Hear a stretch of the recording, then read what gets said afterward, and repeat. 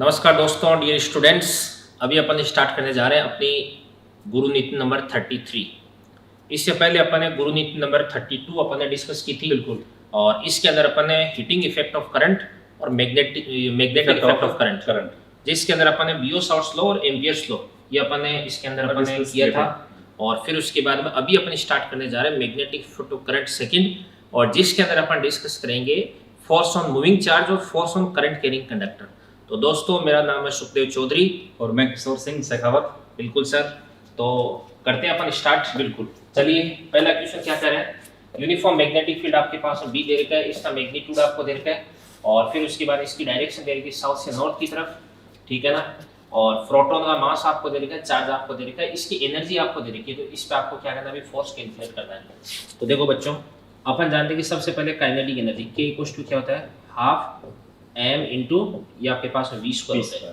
तो यहाँ से आप देख सकते हैं v इक्वल्स टू 2k/m का रूट हो जाएगा। और अपन जानते हैं कि F इक्वल्स टू ये आपके पास में QV भी होता है। यस। तो यहाँ से इसको अपन लिख सकते हैं EVP। तो E को तो अपन E लिख देंगे, B को अपन B लिख देंगे, और V को अपन यहाँ से इसके अंदर पुट कर देंगे 2k/m का रूट हो जाएगा। और E की वैल्यू कितनी होती है अपने पास में 1.6 into 10 to the power minus का 9। बी अपने को दे रखा है, कितना दे रखा है क्वेश्चन में 1.5। मैग्नेटिक फील्ड अपने को दे रखा है 1.5 वेबर पर मीटर स्क्वायर दे रखा है, ठीक है ना। और इसके बाद रूट ऑफ ये आपके पास है 2। काइनेटिक एनर्जी कितनी दे रखी है सर इसकी अपने को 5 mega electron volt. 5 mega electron volt. तो 5 मेगा का मतलब होता है 10 टू दी पावर 6, और इलेक्ट्रॉन का मतलब 1.6 into 10 to the power minus का 19, ठीक है। अपॉन मास अपने को दे रखा है 1.7 into 10 to the power minus का 27 रखेगा, ठीक है ना। तो ये अपने को इस प्रोटॉन का मास दे रखा है। अब एक लंबी सी कैलकुलेशन है, यदि इस कैलकुलेशन को आप सॉल्व कर दोगे तो आपके पास में लगभग आंसर आ जाएगा 7.4 into 10 to the power minus 12 newton. बिल्कुल डायरेक्ट क्वेश्चन है F बराबर QEB पे, ठीक है ना। F बराबर QEB sin थीटा होता है, यहाँ पे थीटा 90 हो जाएगा, क्योंकि V वेक्टर और B वेक्टर दोनों एक दूसरे के परपेंडिकुलर है, ठीक है। चलिए अगला क्वेश्चन अपन देखते हैं।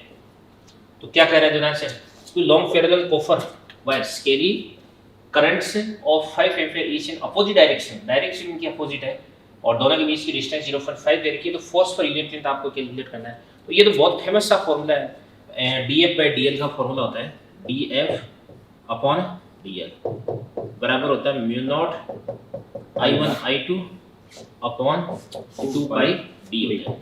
तो μ0 हो जाएगा आपके पास 4 pi into 10 to the power minus का 7, I कितना हो जाएगा 5, I2 भी कितना देगा 5 अपॉन 2 पाई, और d कितना दे देगा अपने को सर यहाँ पे 0.5 दे देगा।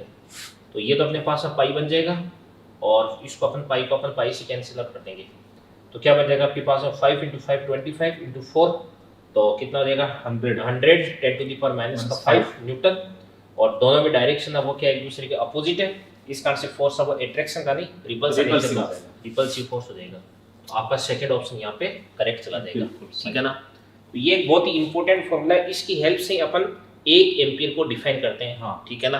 1 एम्पीयर की जो स्टैंडर्ड डेफिनेशन है वो इसी फॉर्मूले की हेल्प से दी जाती है, ठीक है ना।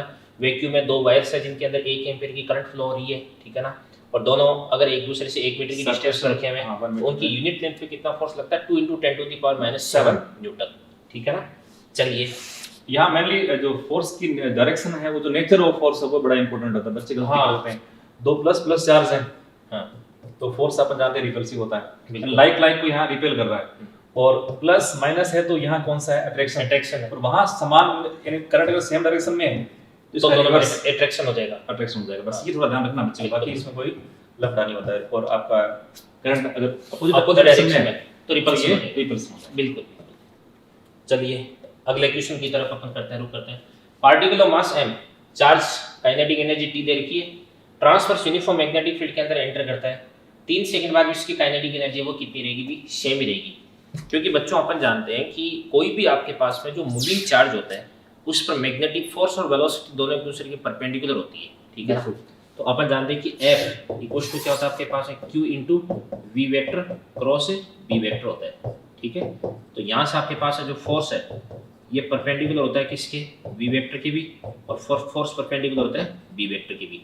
तो F और V दोनों एक दूसरे के परपेंडिकुलर हो गए, तो पावर P इक्वल टू क्या होता है आपके पास में, एफ डॉट वी, पावर होता है आपके पास में P equal to F dot V होता है। तो दोनों परपेंडिकुलर हो गए तो जीरो, पावर जीरो तो वर्क डन जीरो, यस, तो change in kinetic energy zero, Yes. तो काइनेटिक एनर्जी आपके पास में सेम रहेगी, तो काइनेटिक एनर्जी वो टी रहेगी। तो आपका फर्स्ट ऑप्शन यहाँ पे करेक्ट चला जाएगा। तो एक बात आप यहाँ पे देख सकते हैं कि जो आपके पास में मैग्नेटिक फील्ड होता है वो कभी भी चार्ज पार्टिकल पे किसी प्रकार का वर्क डन नहीं करता है, बिल्कुल, ठीक है ना। वर्क डन कितना होता है, जीरो होता है। और यानी जैसे मैग्नेटिक फील्ड कभी इलेक्ट्रॉन जो भी चार्ज पार्टिकल होता है उसको केवल वो घुमा फिरा सकता है, घुमा फिरा सकता है, डायरेक्शन चेंज कर सकता है, हाँ। स्पीड को चेंज नहीं कर सकता, Yes, yes. ठीक है ना। स्पीड और काइनेटिक एनर्जी को अभी बदल नहीं पाएगा। पाएगा। इलेक्ट्रिक फील्ड है उसके पास सारी खूबियां हैं, इलेक्ट्रिक फील्ड तो कुछ भी कर सकता हाँ। है बिल्कुल एकदम। वो सारी खूबियां। साइक्लोट्रॉन अपन यूज करते हैं तो वहां दोनों को अपन कंबाइंड पे यूज करते हैं। तो साइक्लोट्रॉन के अंदर जो मैग्नेटिक फील्ड है वो तो इसको घुमाता रहता है, घुमाता जो रहता है। इलेक्ट्रिक फील्ड है दोनों डीज के बीच में जो इलेक्ट्रिक फील्ड अपन अप्लाई करते हैं वही यहाँ पे क्या कहता है, चार्ज पार्टिकल को एक्सलरेट करता है, इसको एनर्जी देता है, ठीक है। चलिए सर अगला क्वेश्चन अपन देखते हैं। ये क्या कह रहा है अभी, charge particle of mass m charge q describe circular motion radius r uniform magnetic field strength v, frequency अपने को पूछी जा रही है। Yes. तो ये तो बहुत सिंपल सा फार्मूला होता है, t का फार्मूला हर किसी को मालूम होता है, t Yes. बराबर कितना होता है 2 पाई m अपॉन क्या होता है आपके पास qb, और t को अपन लिख सकते हैं 1 बाई f। तो यहाँ से आपके पास f इक्वल टू क्या देगा qb अपॉन ये बन जाएगा आपके पास 2 पाई m, और ओमेगा इक्वल टू क्या होता है आपके पास 2 पाई इंटू f होता है। तो यहाँ से ये अपने पास बन जाएगा qb, 2 पाई से 2 पाई कट जाएगा, m आ गया। अब यहाँ पे एक चीज़ इंपॉर्टेंट है कि जो फ्रीक्वेंसी है चाहे टाइम पीरियड है, ठीक है ना, जो f होता है न तो डिपेंड करता है स्पीड पे, f है न डिपेंड करता है रेडियस पे, और f है वो न डिपेंड करता है किस पर, थीटा पर। ये तीन चीज़ें होगी भी, ठीक है ना। यानी किसी भी गिवन पार्टिकल को गिवन मैग्नेटिक फील्ड में आपने किसी भी स्पीड से फेंक दिया, कोई भी रेडियस का सर्कुलर पाथ ये ट्रेवर्स कर रहा है बिल्कुल, और चाहे किसी भी एंगल पर आपने फेंक दिया, यहाँ पे जो फ्रीक्वेंसी टाइम पीरियड और एंगुलर फ्रीक्वेंसी वो कभी भी चेंज नहीं होती, ये इंपॉर्टेंट चीज है। और सर यही साइक्लोट्रॉन का सबसे इंपॉर्टेंट कंसेप्ट होता है, ठीक है ना। वहां पर अगर जैसे जैसे स्पीड चेंज होगी वैसे वैसे अगर टाइम पीरियड चेंज होगा, पार्टिकल का टाइम पीरियड की फ्रीक्वेंसी पार्टिकल की फ्रीक्वेंसी अगर चेंज होगी तो फिर उसके बाद में इस पार्टिकल की फ्रीक्वेंसी और जो अप्लाइड इलेक्ट्रिक फील्ड है उसकी फ्रीक्वेंसी बराबर नहीं होगी, दोनों में रेजोनेंस नहीं होगा, तो एनर्जी का ट्रांसफर दोनों के बीच में रुक जाएगा, और फिर उसके बाद फर्दर अपन चार्ज पार्टिकल को अपन एक्सलरेट नहीं कर पाएंगे, ठीक है। चलिए आगे बढ़ते हैं। अगला क्वेश्चन क्या कह रहा है, देखो two particles A and B have equal charge plus 6 coulomb, charge दोनों का बराबर, both are accelerated through same potential, potential same दे रखा है, मैग्नेटिक फील्ड के अंदर एंटर करता है, बी भी आपको सेम दे रखा है, तो 2 सेंटीमीटर 3 सेंटीमीटर की रेडियस हो जाएगी, तो मास का रेशियो पूछा जा रहा है।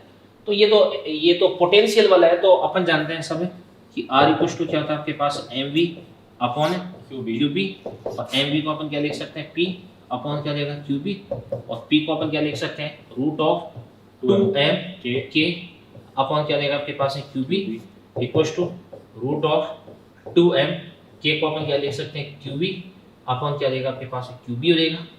अब यहाँ पर आपको v सेम दे रखा है, चार्ज आपको सेम दे रखा है, मैग्नेटिक फील्ड आपको सेम दे रखा है, तो r डायरेक्टली प्रोपोर्शनल टू क्या देगा आपके पास रूट ऑफ m, तो यहाँ से आपके पास m directly proportional to r square, तो यहाँ से आपके पास m1 ratio m2 equal to क्या देगा आपके पास r1 अपॉन r2 का होल स्क्वायर, तो r1 कितना देगा 2 3, तो ये आपके पास हो जाएगा 4 रेशियो 9, तो आपके पास फर्स्ट ऑप्शन इसका करेक्ट चला जाएगा, ठीक है ना।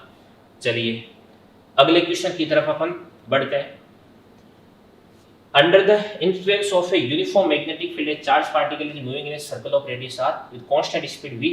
Time period of the motion is, तो time period of motion अभी अपन बात की है सर, v और r है वो r पे डिपेंड करेगा, नहीं v पे डिपेंड करेगा, तो ये कह रहा है depends on v and not on r, गलत, depends on both r and v, no, is independent of both r and v, ये सही लग रहा है, बिल्कुल, depends on r and not on v, ये भी आपके पास गलत हो जाएगा, तो थर्ड ऑप्शन आपका इसके अंदर करेक्ट चला जाएगा। ये तो चलो इसके बारे में अपन डिस्कशन कर चुके हैं। चलिए अगला क्वेश्चन क्या कह रहा है, uniform electric field and uniform magnetic field exist in a region in the same direction. अब देखो यहाँ पे ये तो अपने पास इस प्रकार से हो जाएगा इलेक्ट्रिक फील्ड, ठीक है, और फिर उसके बाद इसी प्रकार से ये आपके पास क्या हो जाएगा, इस प्रकार से मैग्नेटिक फील्ड हो जाएगा, भी हो जाएगा। यहाँ पर इलेक्ट्रॉन था ना सर अपने पास में, बिल्कुल, इस इलेक्ट्रॉन को भी अपन ने इस प्रकार से इसी डायरेक्शन में प्रोजेक्ट कर दिया। तो सबसे पहली बात है कि इलेक्ट्रॉन का v और b ये दोनों सेम डायरेक्शन में आ गए, तो इस पे कौन सा फोर्स लगेगा, मैग्नेटिक फोर्स लगेगा, जीरो हो जाएगा, तो मैग्नेटिक फील्ड का तो यहाँ पे कोई काम है नहीं, अब इलेक्ट्रिक फील्ड है वो क्या करता है, इस पे फोर्स लगाता है, बिकॉज इलेक्ट्रॉन एक नेगेटिव पार्टिकल है, देयरफॉर इस पे इलेक्ट्रिक फोर्स है, वो फील्ड की डायरेक्शन में अपोजिट डायरेक्शन लगेगा, तो इस पे फोर्स लग जाएगा इस प्रकार से इधर की तरफ, ये आपके पास इलेक्ट्रिक फोर्स हो गया। तो ये इसके अंदर क्या करेगा, रिटार्डेशन प्रोड्यूस करेगा, जिसकी वजह से इसकी स्पीड अब वो क्या होगी, डाउन होगी। अब इसकी डायरेक्शन है वो तो ये रहेगी, बट इसकी स्पीड अब वो क्या होती जाएगी, पहले ज़्यादा थी स्पीड, फिर उसके बाद कम होगी, फिर उसके बाद स्पीड और कम हो जाएगी, फिर स्पीड और कम हो जाएगी, अल्टीमेटली ये रेस्ट में आ जाएगा, और फिर उसके बाद ये क्या करेगा, इस प्रकार से यू टर्न बना लेगा अपने पाथ को, ठीक है ना, पाथ को रिवर्स कर लेगा। तो कौन सा ऑप्शन इसके अंदर आएगा, देखते हैं सर अपन। तो ये कौन सा हो जाएगा इसके अंदर, be deflected to the without increase in speed, नहीं, be deflected to the without increase in speed, be deflected to the right without increase in speed, not to be deflected but it speed with decrease, यही आपके पास हो गया। Deflect नहीं होता है, deflect का मतलब डायरेक्शन चेंज नहीं हो रही है, बट इसकी स्पीड का मैग्नीट्यूड अब वो क्या हो रहा है, स्पीड अब वो क्या हो रही है, डिक्रीज हो रही है, ठीक है ना। चलिए, जो क्वेश्चन अभी अपन डिस्कस कर रहे हैं सर, इसमें क्या है कि संभावनाएं बहुत है, बिल्कुल बहुत सारी संभावनाएं हो सकती है इसके अंदर। और ये क्या है कि इतना शानदार ये कॉन्सेप्ट है नीट का, अपन मैं क्या करता हूँ, एक तरह से नीट का क्वेश्चन साइट आई, बिल्कुल यहाँ से क्वेश्चन नीट लेता रहता है, मतलब ये एक प्रकार से लोरेंज फोर्स का ये टॉपिक हो गया, इसमें इलेक्ट्रिक फील्ड और मैग्नेटिक फील्ड दोनों यहाँ पे प्रेजेंट है। बिल्कुल बिल्कुल। और इस पे तो बहुत सारे मतलब जैसे इसमें वेलोसिटी सिलेक्टर वाला भी इक्वेशन बनता है इसके अंदर, जहाँ पे v = e/b बनता है, ठीक है ना। इसमें अपन ने पार्टिकल को प्लस को छोड़ा, हाँ, माइनस को अपन ने छोड़ा, हाँ छोड़ा, या प्लस को अपन ने उन दोनों की अलोंग कोई वेलोसिटी प्रोवाइड कर दी, बिल्कुल अपोजिट अपन ने प्रोवाइड कर दी, किसी एंगल से उनको अपन ने छोड़ दिया, सही बात है। तो वहां उनकी जो पाथ है वगैरह उनकी अपन थोड़ी सी चर्चा कर ले, मान लो। बिल्कुल, जैसे सर अपन जैसे इलेक्ट्रिक फील्ड अपन जैसे मान लो, जैसे अभी ये अपन ने लिया, ये मान लो इलेक्ट्रिक फील्ड था जी सर, और मैंने यहाँ लगा दिया, मान लो इस तरफ मैग्नेटिक फील्ड हो गया, लगा दिया भी दोनों।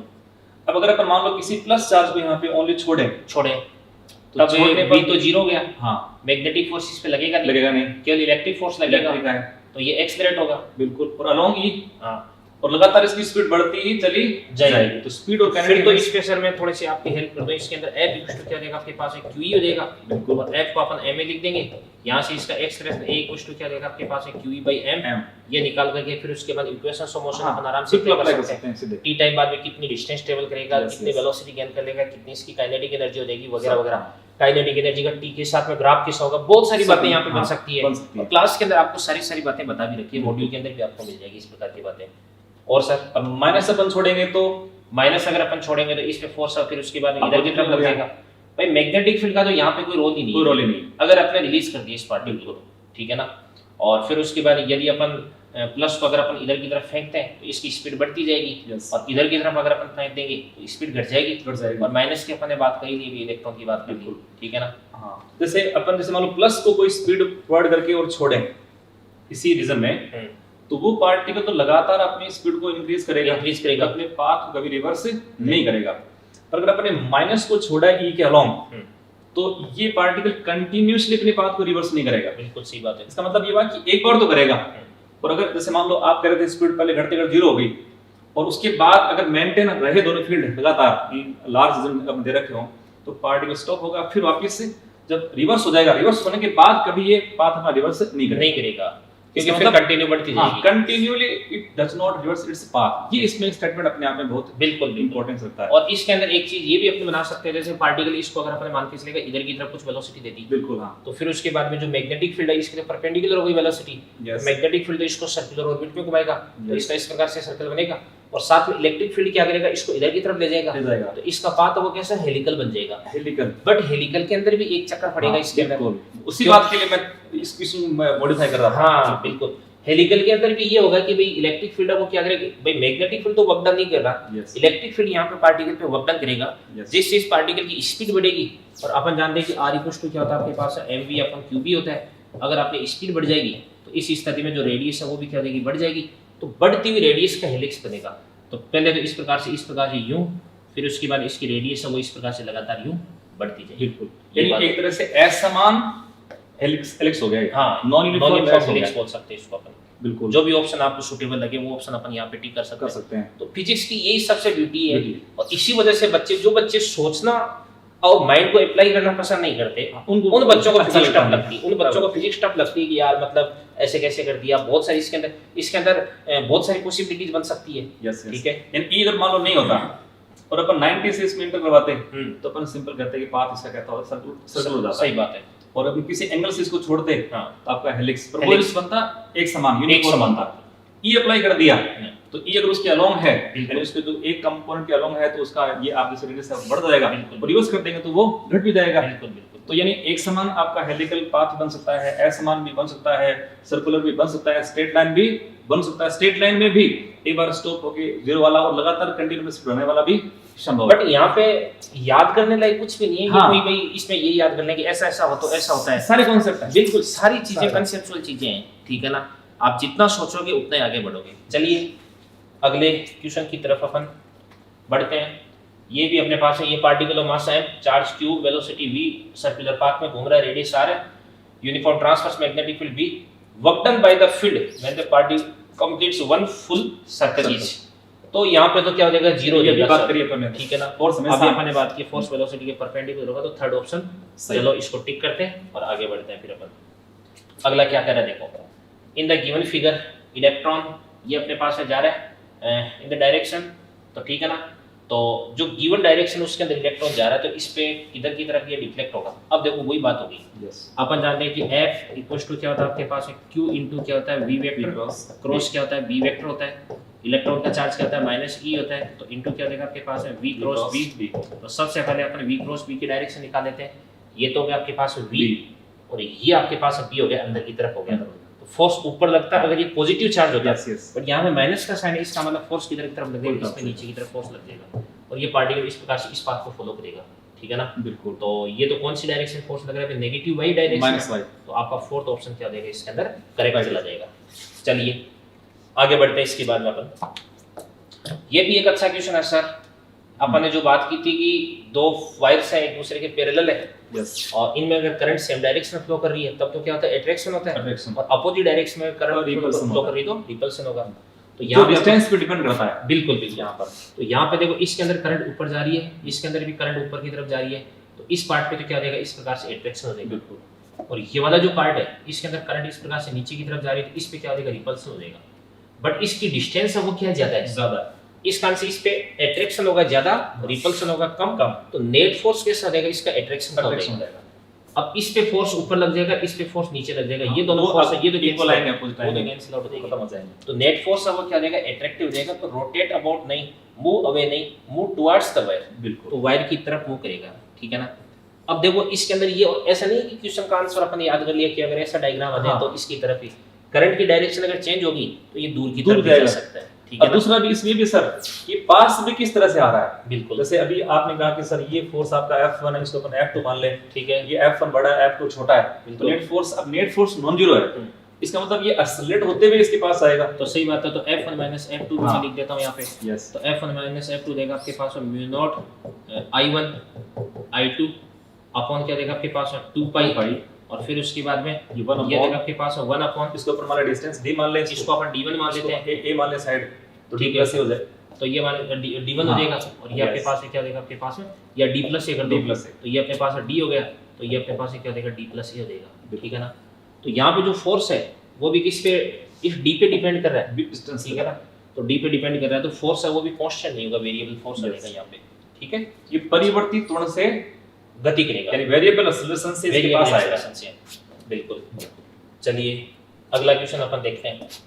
ये भी बहुत आसान सा क्वेश्चन है। करंट कैरिंग लूप है suspended parallel to a magnetic field requires √3 joule to work to turn it through angle 60 degree. तो आपके पास है θ1 बराबर तो कितना देगा, 0 डिग्री दे रखा है, और यहाँ पर आपके पास है θ2 बराबर कितना देगा, 60 दे रखा है। W का फॉर्मूला इलेक्ट्रोस्टैटिक्स में मैग्नेटोस्टैटिक्स में दोनों में आप पढ़ते हैं।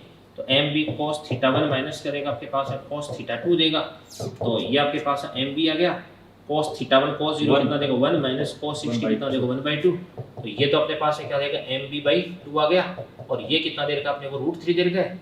तो यहाँ से अपने पास है जो mb है इसकी वैल्यू कितना देगी आपके पास 2√3 आ जाएगी, ठीक है। अब आपको बोला जा रहा है कि इसी कंडीशन में बनाए रखने के लिए इस पे कितना टॉर्क लगेगा। बिल्कुल। तो सर अपन जानते हैं कि टो बराबर क्या होता है, mb sin θ होता है, और sin 60 कितना देगा आपके पास √3/2 देगा। तो mb की वैल्यू अपन पुट कर देंगे यहाँ पे 2√3 इनटू क्या देगा आपके पास √3/2, 2 से 2 √3 कितना देगा आपके पास 3 जूल, तो ये आपके पास है कितना देगा 3 जूल। ये आपके पास आ गया अभी, सेकंड ऑप्शन इसका करेक्ट आ गया।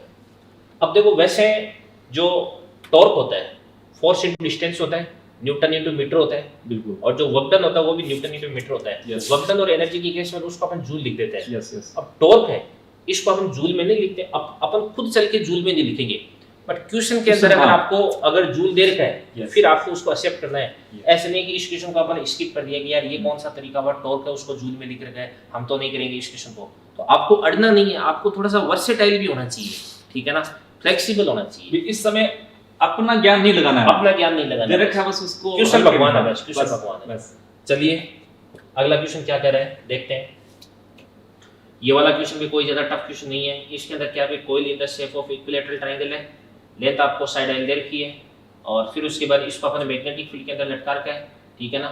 तो आपको इसके अंदर टॉर्क दे रखा है और एल आपको पूछ रखा है, कुछ भी नहीं है फॉर्मूला। देखो अपन जानते हैं कि इस प्रकार से इक्विलैटरल ट्रायंगल बना दिया, साइड इसकी एल होगी, तो बेस भी कितना देगा इसका एल हो जाएगा, तो ये तो कितना देगा, देखो ये तो देगा आपके पास एल cos 60, ये एंगल 60 हो गया, तो ये कितना देगा एल sin 60 हो जाएगा। तो इसको अपन बोलेंगे √3l/2, यस। और इसका एरिया अपन निकालेंगे a = half into base into height, कितने देंगे आपके पास √3l/, इसको अपन 2 बोल देंगे, तो ये आपके पास हो जाएगा √3l²/2, 2 का क्या देगा आपके पास 4 हो जाएगा। और अपन जानते हैं कि टो बराबर क्या होता है आपके पास mb sin थीटा होता है, तो m बराबर क्या होता है तो NIA b sin थीटा हो जाएगा। तो n तो आपके पास 1 हो गया लूप के लिए, तो इसको अपन बोलेंगे i, और a ये कितना देगा आपके पास में √3l²/4, और b और थीटा कितना देगा आपके पास 90 हो जाएगा। तो यहाँ से आपके पास में क्या बन जाएगा l² बराबर, तो l² बराबर हो जाएगा आपके पास 4 टॉर्क अपॉन ये देगा आपके पास √3i इंटू क्या देगा आपके पास b। और अगर आपको l कैलकुलेट करना है तो फिर उसके बाद इसका अपन क्या कर देंगे रूट कर देंगे, तो ये आपके पास l आ जाएगा, ठीक है ना। तो 2 अगर आपका बाहर आ जाएगा तो क्या बन जाएगा आपके पास 2 टो अपॉन √3ib, तो आपका थर्ड ऑप्शन यहाँ पे करेक्ट लगेगा, ठीक है ना। चलिए अगला क्वेश्चन क्या कह रहा है, 3 long straight and parallel wires different current arranged as shown in figure, the force experienced by 10 cm long wire, ठीक है ना, 10 cm length of wire Q, इस वायर Q की 10 सेंटीमीटर पर आपको फोर्स कैलकुलेट करना है।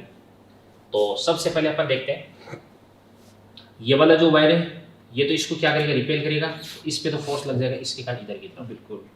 तो ये वाला फोर्स अपन कैलकुलेट कर लेते हैं।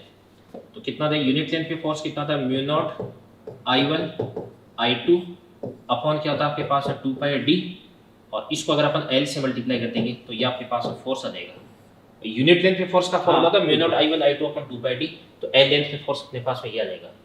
तो इसका फोर्स अपन निकाल लेते हैं, तो इसका फोर्स साथ ही कर लेना अपन, हाँ साथ कर लेते हैं बिल्कुल। और फिर उसके बाद इसका फोर्स इस पे किधर की तरफ आ जाएगा, ये और ये भी इसको रिपेल कर रहा है, तो इस पे फोर्स इस प्रकार से इधर की तरफ आ जाएगा F1। तो फिर उसके बाद इन दोनों का फोर्स क्या देगा, इसको अपन बोल देंगे μ0 क्या देगा आपके पास 4π इंटू 10⁻⁻7 μ0। तो इन दोनों के बीच का जो फोर्स है वो क्या देगा बताओ 20 इंटू 10, तो I1 I2 कितना देगा 200, ठीक है ना, अपॉन इसको अपन बोलेंगे 2πd, ये वाला d कितना देगा 2 सेंटीमीटर, 2 इंटू 10 इसको अपन बोलेंगे 2 इंटू 10⁻⁻2, ठीक है ना, माइनस दे लेते हैं बाद में आ जाए पता चल जाएगा, बिल्कुल।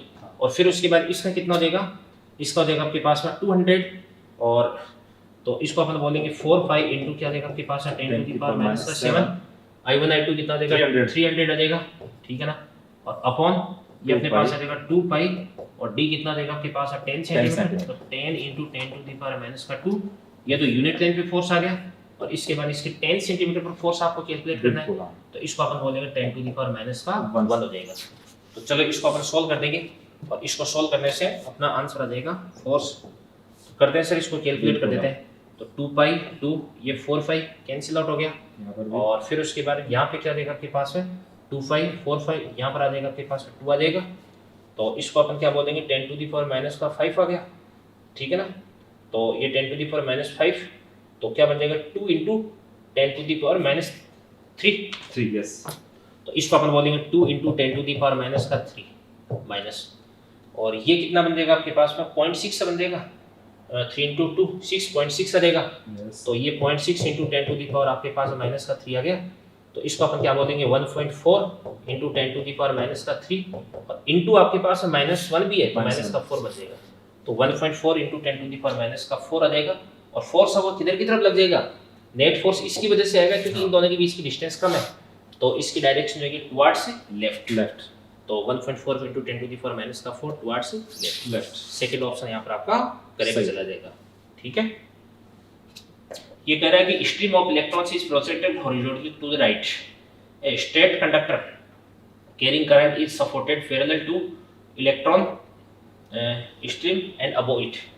तो ये तो आपके पास क्या देगा, इस प्रकार से तार हो जाएगा और इस प्रकार से इलेक्ट्रॉन बीम को आप इस प्रकार से इधर की तरफ भेज रहे हैं, ये करंट होगी। ठीक है ना, current conductor is from left to right. ठीक है ना, तो ये तो आपके पास लेफ्ट से लेकर के राइट की तरफ करंट हो जाएगी। And then what will be the effect on electron stream.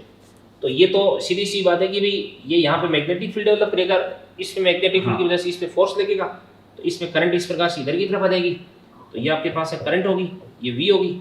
तो दोनों की करंट एक दूसरे के अपोजिट आ गई, तो फिर उसके बाद में दोनों में क्या हो जाएगा, रिपल्सन हो जाएगा। तो इस पे फोर्स इस प्रकार से लग जाएगा, नीचे की तरफ आ जाएगा। तो क्या हो जाएगा बताओ, the electron stream will be pulled upward no pulled downward. तो आपका ऑप्शन सेकंड चला जाएगा। क्यों सर? बिल्कुल ठीक है ना।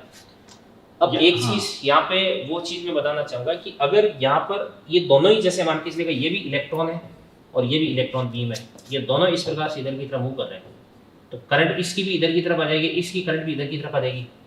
तो दोनों के बीच में जो मैग्नेटिक फोर्स है वो तो एट्रैक्शन नेचर का रहेगा, बट दोनों यहाँ पर नेगेटिव पार्टिकल है तो इनके बीच में इलेक्ट्रोस्टैटिक रिपल्सन होगा। वो स्ट्रांग होता है, वो स्ट्रांग होता है। बस बात यही है कि दोनों के बीच में लगने वाला जो इलेक्ट्रोस्टैटिक फोर्स होता है वो मैग्नेटिक फोर्स के कंपेयर में ज्यादा मतलब इफेक्टिव होता है। तो नेट फोर्स का डिसीजन अपन किसके अकॉर्डिंग करते हैं, इलेक्ट्रिक फोर्स के अकॉर्डिंग करते हैं। तो दोनों के बीच में नेट फोर्स कैसा हो जाएगा, रिपल्सन का हो जाएगा। ठीक है ना। चलिए, यानी जैसे यहाँ इस करंट कैरिंग वायर और ये अपनी इलेक्ट्रॉन बीम थी, तो इसमें तो ओनली फोर्स ही कौन सा है, मैग्नेटिक फोर्स ही है, मैग्नेटिक फोर्स है, क्योंकि इसके बाहर तो इलेक्ट्रिक फील्ड होता ही नहीं ना। ये तो अपन चर्चा कर चुके हैं पिछली गुरुनीति में। इसीलिए अपन इसका डिफ्लेक्शन ओनली मैग्नेटिक फोर्स के मैग्नेटिक फोर्स ही डिपेंड कर पाएंगे। बिल्कुल बिल्कुल। और यहाँ दोनों फोर्स हो गए, दोनों फोर्स, मैग्नेटिक फोर्स भी है, इलेक्ट्रिक फोर्स भी है, दोनों की प्रेजेंस में अब अपने को प्रेफर करना पड़ेगा इलेक्ट्रिक फोर्स, क्योंकि वो स्ट्रांग होता है। और इसके बारे में मॉड्यूल के अंदर बहुत अच्छे से बिल्कुल लिख रखा है, तो आप उसको अच्छे से आप पढ़ सकते हैं।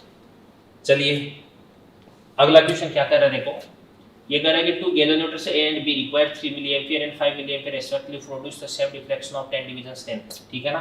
वैसे देखो ये जो गैलोमीटर है, कुछ लोग तो इसको क्या है मेजरिंग इंस्ट्रूमेंट्स के साथ में पढ़ा देते हैं। ठीक है ना। और गैलोमीटर, मूविंग कोइल गैलोमीटर होता है, वो बेसिकली किस पे, मैग्नेटिक इफेक्ट ऑफ करंट पे बेस्ड होता है, टॉर्क लगता है, तो वहां पर भी पढ़ाते हैं, इसलिए क्वेश्चन यहाँ पर डाल देता है। तो क्या कह रहे हैं अभी, सेंसिटिविटी किसकी ज्यादा होगी, कौन ज्यादा सुग्राही होगा, कौन ज्यादा सेंसिटिव होगा।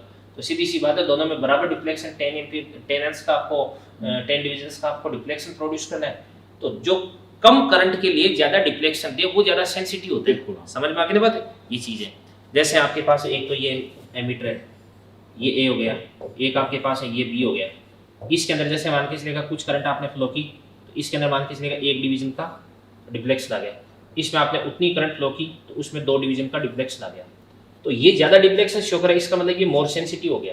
ये क्या देगा आपके पास, लेस सेंसिटिव देगा। तो कम करंट के लिए जो ज्यादा डिफ्लेक्शन दे रहा है, तो 3 मिली एम्पीयर वाला हो गया, तो ए है वो क्या देगा, ज्यादा सुग्राही हो जाएगा। ठीक है ना। तो अपन बोल देंगे A is more sensitive than B. आपका फर्स्ट ऑप्शन हो जाएगा इसके अंदर। इसमें एक तो होता है मेरिट ऑफ फिगर, हाँ, एक होता है सेंसिटिविटी। हाँ, तो उसकी जैसे अपन उसको हिंदी में कहते हैं दक्षतांक, दक्षतांक बोलते हैं। मेरिट ऑफ फिगर जो उसका होता है दक्षतांक होता है। दक्षतांक में जैसे देखो पहला वर्ड है दय, धारा हो गया। ठीक है। यानी यहाँ 2 चीजें हैं, धारा और विक्षेप।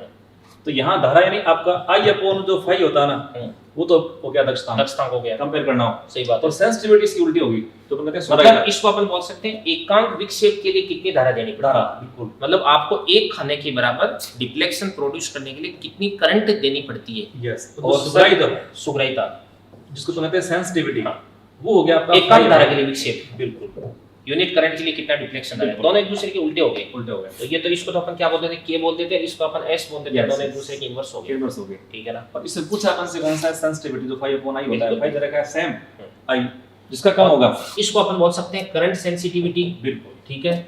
और एक होती है आपके पास वोल्टेज सेंसिटिविटी, तो वोल्टेज सेंसिटिविटी क्या होती है आपके पास 5/V, तो 5 को अपन बोलेंगे 5V को अपन क्या बोलेंगे I into resistance of galvanometer, और 5/I को अपन क्या बोल सकते हैं करंट सेंसिटिविटी, तो ये आपके पास है current sensitivity upon resistance of galvanometer देगा। बिल्कुल। तो कई बार क्या होता है आपको क्वेश्चन के अंदर वोल्टेज सेंसिटिविटी भी गिवन होती है, आपको करंट सेंसिटिविटी गिवन होती है और आपको Rg गिवन नहीं होता है।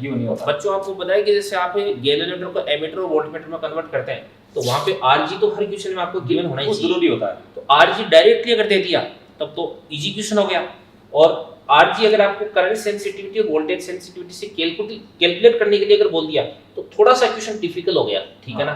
तो इस स्थिति में आपको मतलब इस तरीके से Rg निकाल करके फिर इसके लिए मान बच्चा भूल जाए तो अपन ऐसे कहते हैं V = IR होता है अपना, ठीक है।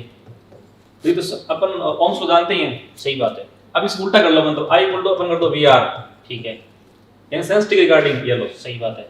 तो S = V S into हो गया बस, हो गया, सही बात है। तो बच्चा फिर भूलता नहीं है। चलिए अगला क्वेश्चन अपन देखते हैं, ये वो क्वेश्चन आ चुका है। हाँ, तो इसके अंदर क्या कह रहा है अभी देखो, A और B तो अपने पास में क्या हो जाएंगे, दो करंट कैरिंग वायर हो जाएंगे, तो इन दोनों के बीच में तो मैग्नेटिक फोर्स लगेगा जो कि अट्रैक्शन नेचर का होगा, तो इन दोनों में तो क्या हो जाएगा अट्रैक्शन हो जाएगा। अब यहाँ पर ये अपने पास इलेक्ट्रॉन बीम है, ये भी अपने पास इलेक्ट्रॉन बीम है, तो दोनों के बीच में रिपल्सन तो लगेगा इलेक्ट्रोस्टैटिक फोर्स की वजह से, और अट्रैक्शन लगेगा किसकी वजह से, मैग्नेटिक फोर्स की वजह से। बट नेट फोर्स कौन डिटरमाइन करेगा यहाँ पे, इलेक्ट्रिक फोर्स। तो इन दोनों के बीच में क्या होता है, रिपल्सन होता है। तो ए बी में क्या हो जाएगा अट्रैक्शन, ठीक है ना। तो there will be attraction between A and B and repulsion between X and Y. तो ये आपके पास में क्या जाएगा, सेकंड ऑप्शन इसका करेक्ट चला जाएगा। चलिए अगला क्वेश्चन अपन देखते हैं, in a mass spectrometer used to measuring the masses of ions, the ions are initially extracted by an electric potential V and then made to describe semicircular path of radius r using a magnetic field B. If V and B are kept constant, the ratio charge on the ion mass upon the ion, तो charge upon mass इसको अपन क्या बोलते हैं, specific charge भी बोलते हैं, ठीक है ना। तो विल बी प्रोपोर्शनल, इसको अपन कहते हैं signature of charge, signature of charge बोलते हैं, बिल्कुल सही बात है। तो इसके अंदर अपन ऐसे कर सकते हैं कि अपने पास V तो क्या हो जाएगा, इसका पोटेंशियल हो जाएगा, ठीक है, और R क्या देगी, इसकी रेडियस हो देगी। तो फिर उसके बाद अपन ऐसे लिख सकते हैं कि R बराबर क्या होता है, सीधा mv/qb, v/qb, तो इसको अपन क्या बोल सकते हैं, √2m/qb अपन क्या देगा आपके पास में qb देगा, ठीक है। दोनों तरफ से अपन क्या कर देंगे, इसका स्क्वायर कर देंगे, या फिर उसके बाद इसको अपन एक बार ऐसे लिख सकते हैं बराबर 2mv/q, ठीक है ना। और ये क्या देगा आपके पास है 20, तो इसको रूट के अंदर ले लें, सही है कि सर, बिल्कुल बिल्कुल ठीक है, ठीक है। तो फिर उसके बाद में मैग्नेटिक फील्ड आपके पास में सेम है, तो यहाँ से आपके पास में जो q/m है वो इनवर्सली प्रोपोर्शनल क्या देगा, r² देगा, ठीक है ना। तो आपका सेकंड ऑप्शन यहाँ पे करेक्ट चला जाएगा, बिल्कुल ठीक है। डायरेक्ट क्वेश्चन था, इसमें कोई कंसेप्ट नहीं था। ये कह रहा है कि horizontal metal wire is carrying an electric current from the north to south using a uniform magnetic field. It is to be prevented from falling under gravity. The direction of this magnetic field should be towards that. अब बात देखो ध्यान से, ये क्या है कि इस वायर के अंदर, इस वायर, एक तो वायर है, इस वायर के नीचे की तरफ तो क्या लग रहा है, mg लग रहा है, ठीक है ना। और uniform magnetic field, it is to prevented from falling under gravity, तो mg को आपको मैग्नेटिक फोर्स से बैलेंस करना है। The direction of this magnetic field, current है वो किधर से किधर की तरफ जा रही है, नॉर्थ से साउथ की तरफ जा रही है, ठीक है ना। तो बना दें, ये आपके पास NESW, तो करंट है नॉर्थ से साउथ की तरफ जा रही है, ठीक है। अब mg लग रहा है, इस पे नीचे लग रहा है, तो आपको फोर्स ऊपर की तरफ लेके आना है। तो अपन जानते हैं कि Fm = क्या होता है, ये होता है आपके पास I × L vector cross B vector होता है। तो L वेक्टर तो किधर की तरफ हो जाएगा, इधर की तरफ हो जाएगा, और फोर्स आपको ऊपर की तरफ लेके आना है, ठीक है ना। तो ऐसे ले सकते हैं इसको अपन, ये आपके पास L वेक्टर हो गया नीचे की तरफ, ठीक है, और B वेक्टर इस प्रकार से इधर की तरफ ले ले, सॉरी अपने को फोर्स इस प्रकार से ऊपर की तरफ लेके आना है। तो L वेक्टर किधर की तरफ आ जाएगा, इस प्रकार से इधर की तरफ, ये L हो गया और ये B हो गया, तो फोर्स ऊपर की तरफ आएगा। तो आपका जो मैग्नेटिक फील्ड है वो किधर की तरफ हो जाएगा, ईस्ट की तरफ हो जाएगा। तो इसका आंसर आ जाएगा इस प्रकार से, थर्ड आ जाएगा ईस्ट, ठीक है ना। देखो बच्चों, आप अपने दाहिने हाथ की जो अंगुलियां हैं, राइट हैंड की जो फिंगर्स है, उनको साउथ की तरफ रखते हुए अगर आप उसको किस की तरफ लेके जाएंगे, ईस्ट की तरफ लेके जाएंगे, तो इस स्टडी में मैग्नेटिक फोर्स वो किधर की तरफ आ जाएगा, ऊपर की तरफ आ जाएगी। इसको एक बार दोबारा से चेक कर लेते हैं। ये साउथ हो गया, साउथ से अपन ईस्ट की तरफ लेके जा रहे हैं, ये साउथ हो गया, ये ईस्ट की तरफ लेके जा रहे हैं, ऊपर की तरफ। तो मैग्नेटिक फोर्स इस स्टडी में mg को बैलेंस कर देगा, ठीक है ना। डायरेक्शन रूल्स हैं ये आपको, ये जैसे मैं इसमें थोड़ी सी बच्चों की हेल्प करूँ, देखो कि जैसे अपने जो रूल है मेनली, एक तो to find direction of magnetic field जी सर, और एक फोर्स। तो फोर्स की जैसे फ्लेमिंग के रूल है, जैसे अपन जैसे दो मैं रूल की बात करता हूँ, तो जैसे देखो ये यूँ समझना है इसको, ये तो है फ्लेमिंग के रूल बिल्कुल सेम सेंस में, और ये है आपके पाम रूल। पाम रूल, ये इनको अपन कहते हैं हथेली का नियम हो गया। हथेली की नियम। अब जैसे अगर आपने इनको यूं ले रखा है तो आपके बन गए फ्लेमिंग के रूल। अब फ्लेमिंग में क्या है, जैसे ये बायां हाथ है, जिसको हिंदी में अपन बायां कह रहे हैं और इंग्लिश में कहते हैं उसको पर लेफ्ट, तो बाएं से बल हो गया, यानी बाएं से बल। तो इससे तो अपन निकाल पाएंगे फोर्स, और इससे निकालते अपन इंड्यूस्ड करंट। तो दाएं से धारा हो गया, बाएं से बल, दाएं से धारा। फ्लेमिंग के दो रूल आ गए, फ्लेमिंग का बाएं हाथ का नियम, फ्लेमिंग का दाएं हाथ का नियम। तो इससे अपन निकालेंगे फोर्स, इससे निकालेंगे अपन इंड्यूस्ड करंट। ये दो आ गए। अब जैसे अपन आते हैं इनमें पाम रूल आ गए, तो पाम रूल एक तरह से इसके उल्टे हैं, यानी बायां बल का नहीं, दायां धारा का नहीं है। हटाओ इसको बस। तो अपने पास बस ये बच गया, देखो ये बल के लिए है, और ये आपके बस के कौन से, इंड्यूस करंट के लिए। अब जैसे ये डेटा होता है, इसको यूज अपन बहुत कम करते हैं। तो क्वेश्चन में अगर आपको इंड्यूस करंट निकालनी है इसको यूज करें आप, और फोर्स निकालना है तो अपने पास ये थे ना, इसको हटाओ, इसको काम ले लो। सही बात है। अब जैसे अपना क्वेश्चन था ये, तो इस क्वेश्चन को अपन जैसे अपन पीछे बात कर रहे थे कि मैं नाक की तरफ मानता हूँ नॉर्थ, पीछे मानता हूँ साउथ, ये मेरा ईस्ट और ये वेस्ट। तो एक्चुअली इसमें वायर मान ले अपन जैसे, तो वायर अपने पास था, वैसे करंट उसमें उत्तर से दक्षिण तरफ फ्लो हो रही है। तो मान लो ये अपने पास वायर है, और अपन इसको मान रहे थे नॉर्थ, ये मेरे हो गया साउथ, तो करंट तो इस तरफ आ रही है ना। अब करंट इस तरफ आ रही है, मुझे निकालना है फोर्स। तो मैंने कहा फोर्स जब आता है तो फ्लेमिंग का बायां हाथ तुरंत दिमाग में आता है, तो तुरंत इसको ऐसे पकड़ो और इसको ऐसे ले लो। तो पता लग गया अपने को भी इस रूल को यूज करना है। फ्लेमिंग का अब इसमें थोड़ा कॉम्प्लेक्स रहता है, बच्चे के लिए टाइम लगता है उसमें, इसको अपन अप्लाई कर लें। अब करंट इस तरफ होगी, नॉर्थ से साउथ। अब फोर्स किस तरफ चाहिए, फोर्स अपना बच्ची ऊपर। तो फोर्स आपको फोर्स है ये लो, सही बात है। तो अब ऊपर की तरफ हो गया, सही बात है। तो बी किस तरफ आ, अंगुली की तरफ। अब इस तरफ कौन है, देखो नॉर्थ साउथ ईस्ट और वेस्ट। तो ऐसे थोड़ा सा अपने को डायरेक्शन का रूल थोड़ा पता हो तो बच्चा इजीली इसको सही बिल्कुल कर लेता है। चलिए अगला क्वेश्चन अपन देखते हैं सर। तो अगला क्वेश्चन क्या कर रहे हैं, देखो क्वेश्चन नंबर 60 आने दो। तो ये अपने क्या कह रहा है कि two particles X and Y having same equal charges after being excited to the same kinetic energy. Kinetic energy same दे रखी है, तो अपन जानते हैं कि R इक्वल टू क्या था, mv/qb। इसको अपन क्या लिख सकते हैं, √2m काइनेटिक एनर्जी k अपन क्या देगा आपके पास है qb हो जाएगा। काइनेटिक एनर्जी सेम होगी, तो यहाँ से अपन लिख सकते हैं कि R directly proportional to √m। Charge दोनों का सेम दे रखा है ना, चार्ज सेम हो गया। तो यहाँ से आपके पास m1 अपन क्या देगा आपके पास m2 इक्वल टू क्या देगा आपके पास R1/R2 का होल स्क्वायर हो जाएगा, ठीक है ना।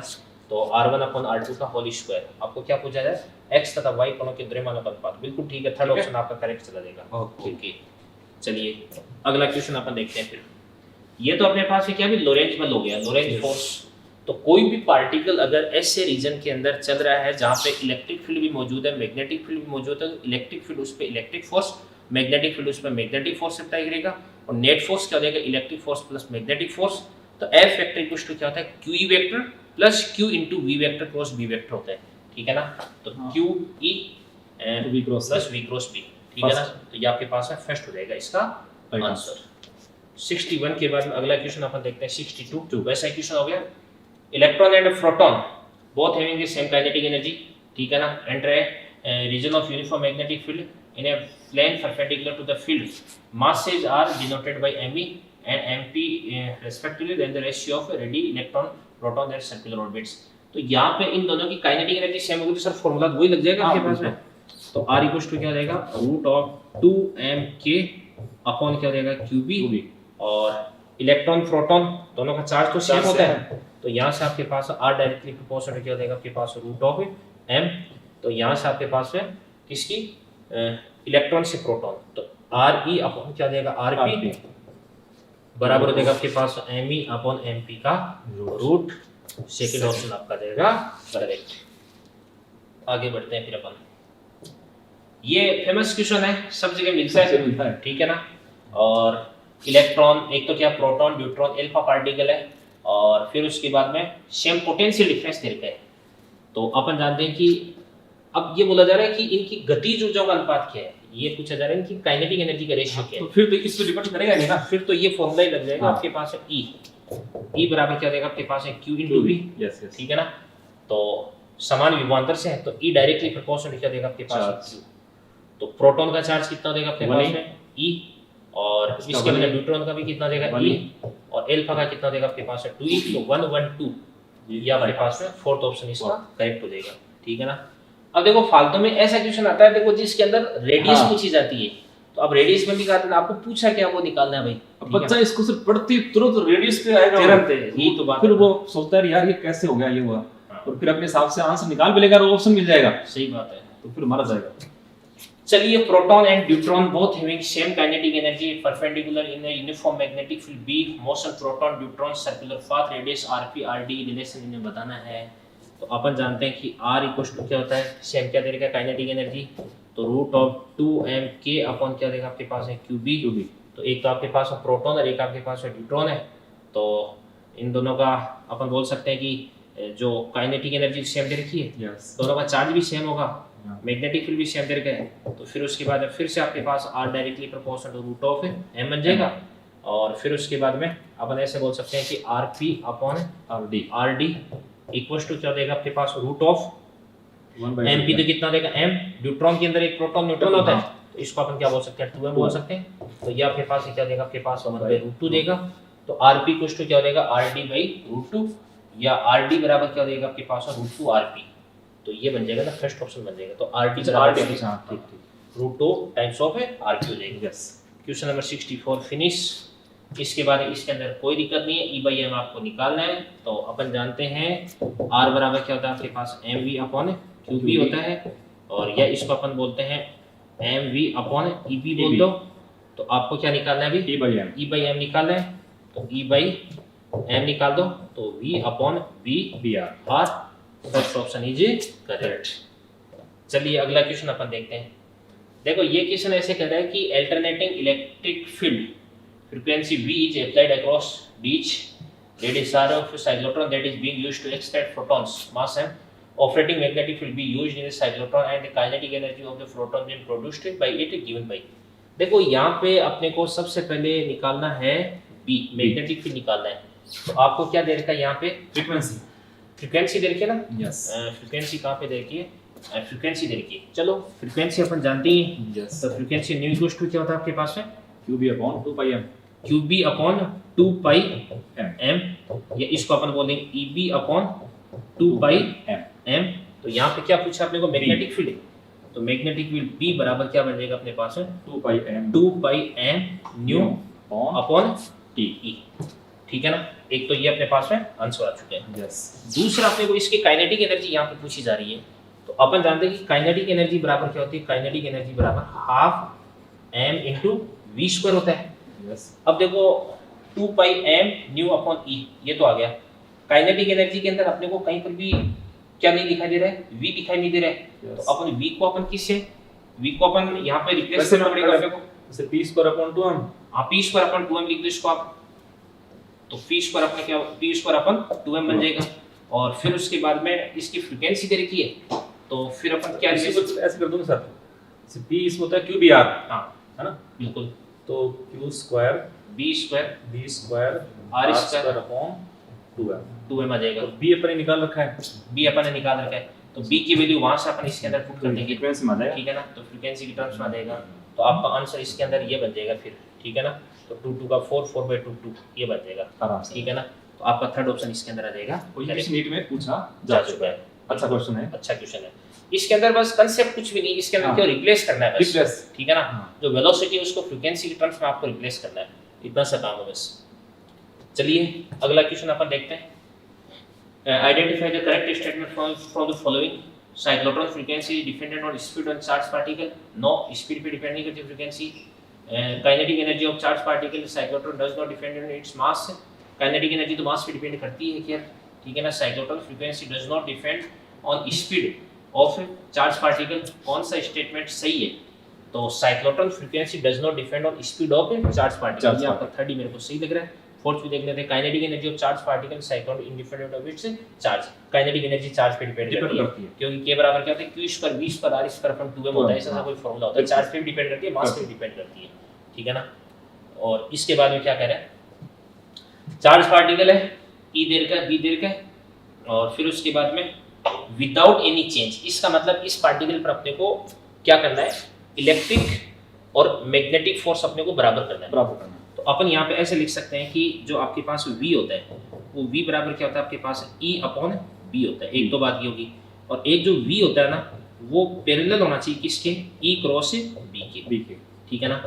तो इसके लिए अपन क्या कर सकते हैं, इसको वेक्टर फॉर्म में लिखना है, तो v इक्वल्स टू क्या देगा आपके पास है e, और क्रॉस क्या देगा आपके पास है b, ठीक है ना, और अपॉन ये आपके पास क्या बन जाएगा इस प्रकार से, उसको अपन ऊपर b से मल्टीप्लाई किया है तो आपके पास में 20 स्क्वायर बन जाएगा, ठीक है ना, ये चीज बन गई। तो e cross b upon 20 square, तो e cross b upon 20 square आपका फर्स्ट ऑप्शन आ जाएगा करेक्ट, क्योंकि जो वेलोसिटी इसकी डायरेक्शन है वो e क्रॉस b के अलोंग आएगी, बिल्कुल ठीक है। इसमें जैसे मान लो बच्चा ओनली जैसे अपन जो लोरेंस फोर्स की बात कर रहे थे, तो F अपने पास था वहां पर कितना QE plus QV cross B, ये अपने पास कंडीशन था, ठीक है। अब क्वेश्चन अपन से ये जा रहा है कि इन दोनों के 90 पे एंटर कर रहा है और बिना किसी डिफ्लेक्शन के, यानी एक तरह से आपका वेलोसिटी सिलेक्ट हो गया सर, वेलोसिटी, हाँ बिल्कुल वेलोसिटी सिलेक्ट की है, तो v बराबर इसमें इसको अपन जीरो कर देंगे, जीरो कर देंगे, जीरो करते ही तो हमारे पास एक्चुअली आ गया कि E plus V cross B equal to 0, सही बात है, लिक्विड तो कैंसिल हो जाएगा, और ऐसी कंडीशन में अपने पास जो E बनेगा सर वो क्या हो गया, देखो minus of v cross b, ठीक है। अब इसको अगर अपन लिख दें ऐसे B cross B, B cross V हो गया, ठीक है, यानी हमारे पास E कितना है, B क्रॉस V है, ठीक है। अब ये तो अपने को पता चलना ही जरूरी है, ठीक है। अब जैसे अपन एक्चुअली मैं इसको इसलिए बताने जा रहा हूँ कि बच्चे के दिमाग में ये चीज हमेशा रहती है, सही है, और एग्जाम हॉल के अंदर बच्चा जब अपने बेसिक चीज से क्वेश्चन को पकड़ता है तो वो ज्यादा उसके बेनिफिशियल रहता है, सही बात है। तो अपन दिमाग में चलता रहता है, तो दिमाग से ये कैलकुलेशन ये लिखना नहीं होता, ये दिमाग से पूरी कैलकुलेशन हो जाएगी कि ई हमारे पास इतना होना चाहिए। अब जैसे अपन जो वेक्टर का 3D वाला अपन यूज करते हैं क्रॉस प्रोडक्ट वाला कॉन्सेप्ट, तो उसमें जैसे अपन ये पता होता है कि यहाँ अपने ई के इस वैल्यू के होने पर फोर्स कितना इसमें नेट जीरो होना चाहिए। अब देखो हमारे पास तो इधर रखा है कि v equal to e cross b है, तो अपन ये भी जानते हैं, जैसे मैं इसको ऐसे कर दूं, देखो जैसे हमारे पास ये तो e है और इसको मैं तो यहाँ पर b, और ये मेरे पास हो गया b, और इसको अपन क्रॉस मल्टीप्लाई की जो एक प्रॉपर्टी उसको अपन यूज करें, सही बात है। तो नेट फोर्स के जीरो होने के लिए हमारे पास e कितना, देखो e हमारे पास है b क्रॉस b, वेक्टर में इसको अपन लिखे तो b क्रॉस v हो गया। अगर आपको b निकालना हो तो b कितना होगा, v क्रॉस e, तो वेक्टर फॉर्म में अपने पास इसको अपन क्या लिख पाएंगे सर, इसको लिख देंगे अपन v क्रॉस e हो जाएगा, और अगर आपको ये लिखना है v वेक्टर फॉर्म में तो ये कितना आपका e क्रॉस v हो जाएगा, ये हो गया हमारे पास e क्रॉस v। यानी बच्चे के दिमाग में चीजें सारी होनी चाहिए, सही बात है, कि नेट फोर्स जीरो कौन कौन सी कंडीशन से पॉसिबल है, ये अपने सारी आ गई, तो जो v हमारे पास फिक्स हो गया e क्रॉस v आ गया, e क्रॉस v। अब देखो अपन जो इसमें नेट फोर्स की बात करते हैं हमारे पास v आ जाता है, तो मैंने यहाँ v निकालना, मुझे पता होता है कि मेरे पास कितना e क्रॉस b है, यदि मैं इसको यहाँ पर b से मल्टीप्लाई b से डिवाइड कर दूं, ठीक है, तो आप देखिए जैसे e क्रॉस b है ना, इसको क्रॉस करते ही मेरे पास वैल्यू आती है, और b क्रॉस b तो कितना होता है b स्क्वायर, होता है, तो इसको वैसे याद बचता बचा इजीली कि e क्रॉस b अपॉन कितना b स्क्वायर। तो यहाँ इस कॉन्सेप्ट से जो भी बच्चों अच्छा लगे आराम से इजीली कैच कर सकता है। इसे की संभावना थी वो मैंने मुझे लगा कि बच्चों को बतानी चाहिए। ठीक है सर, चलिए अगला क्वेश्चन अपन देखते हैं क्या कर रहा है। ये कह रहा है कि oscillating frequency of A cyclotron is 10 megahertz, radius आपको 0.5 दे के, kinetic energy of A proton which is excited by the cyclotron is, तो आपको इसकी काइनेटिक एनर्जी पूछी जा रही है, ठीक है। तो काइनेटिक एनर्जी तो अपने को निकालनी पड़ेगी इसके अंदर, ठीक है। तो फिर उसके बाद में फ्रीक्वेंसी अपने को दे रखी है साइक्लोट्रॉन की, 2 लीटर आवर्ती अपने को ये दे रखी है, ठीक है ना, और इसकी जो रेडियस है वो अपने को दे रखी है, तो अपने को इसकी काइनेटिक एनर्जी पूछी जा रही है। तो चलिए इसकी काइनेटिक एनर्जी अपने पास आ जाएगी, वही फॉर्मूला आ जाएगा फिर तो बिल्कुल अभी जो अपने पढ़ा था, के बराबर कितना देगा आपके पास, हाफ m इंटू क्या देगा आपके पास v स्क्वायर, और फिर उसके बाद इसको अपने क्या लिखा था, ऐसा सा फॉर्मूला था ना 2 पाई स्क्वायर m स्क्वायर। इसको थोड़ा सा पीछे लें सर, पीछे कौन सा क्वेश्चन था वो, और पीछे ले ये रहा 2 पाई स्क्वायर m ये frequency square, frequency square into क्या देगा आपके पास आर स्क्वायर। यस ये जो फॉर्मूला अपने डिराइव किया था। चलो सर वापस उसी क्वेश्चन पर पढ़ें। तो फिर उसके बाद इस फॉर्मूले की हेल्प से आप इसका सॉल्यूशन कर लेना, तो आपका आंसर आ जाएगा, कोई दिक्कत वाली बात नहीं। केवल कैलकुलेशन का पार्ट अच्छा, है। मतलब बढ़िया क्वेश्चन हो गया। बढ़िया क्वेश्चन हो गया, ठीक है। और ये फॉर्मूला ये तो नीट के अंदर पूछा जा चुका हाँ, है, बिल्कुल। और हो सकता है कभी ये क्वेश्चन भी आ आ जाए। ठीक है। तो चलिए अगला क्वेश्चन अपन देखते हैं। अब यहाँ पे अपन देख सकते हैं कि इस डायग्राम के अंदर ए और बी में से ए की जो रेडियस है वो ज्यादा हो जाएगी। तो अपन जानते हैं कि आर ए ग्रेटर देन क्या देगा आपके पास RB। आर बी, तो ये आपके पास हो जाएगा M A V A greater than क्या देगा आपके पास एम बी वी बी हो जाएगा, ठीक है ना। तो M A greater than M A V A greater than M B V B हो जाएगा, ठीक है ना। चलिए अगला क्वेश्चन अपन देखते हैं। अगला क्वेश्चन क्या कह रहा है, alpha particle at proton travel with same velocity in a magnetically perpendicular to the direction of their velocities, find the ratio of the radii. Velocity अगर सेम देनी है तो अपन जानते हैं कि r बराबर क्या होता है आपके पास mv अपॉन qb। तो यहाँ से आपके पास में r directly proportional to m upon q आ जाएगा। एक तो आपके पास एल्फा, एक आपके पास प्रोटॉन है। तो एल्फा का मास कितना होता है बताओ, 4m अपॉन चार्ज कितना होता है 2e, और प्रोटॉन इसका मास कितना होता है 2m। नहीं, प्रोटॉन का मास प्रोटॉन का मास m e, तो ये अपने पास कितना देगा 2:1 आ जाएगा। तो आपका थर्ड ऑप्शन यहाँ पे करेक्ट चला जाएगा, ठीक है।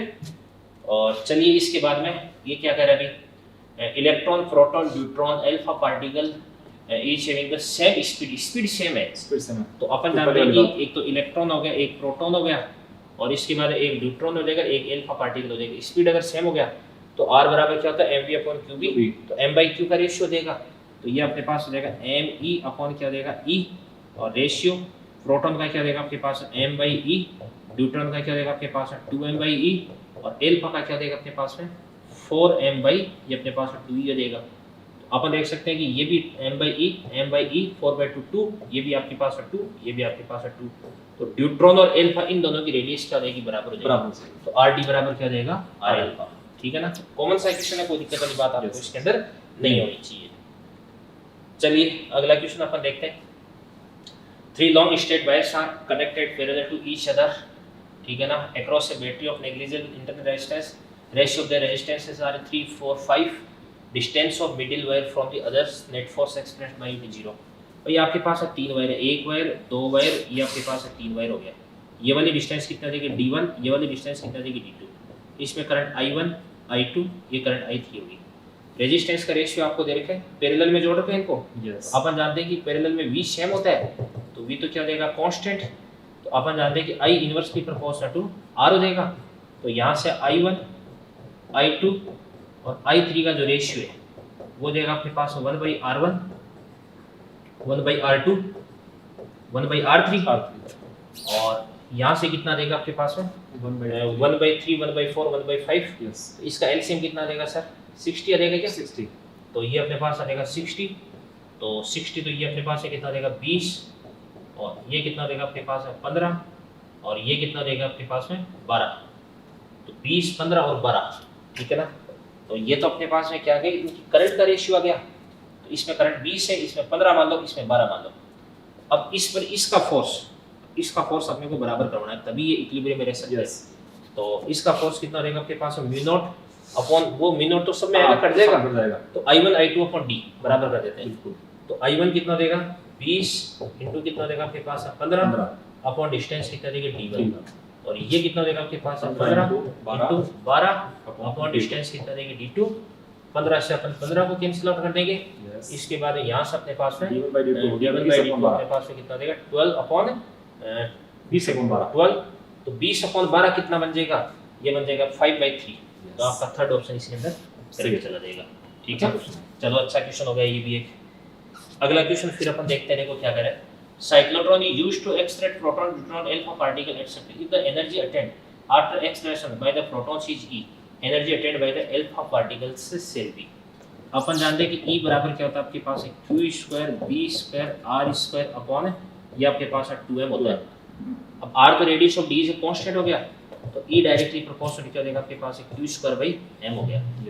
अब अपन बात कर रहे हैं कि प्रोटॉन की काइनेटिक एनर्जी दे रही थी, तो अल्फा का जो चार्ज होता है वो तो कितना होता है 2 टाइम्स, तो 2 का स्क्वायर अपॉन क्या देगा आपके पास 4, मास 4 टाइम्स होता है।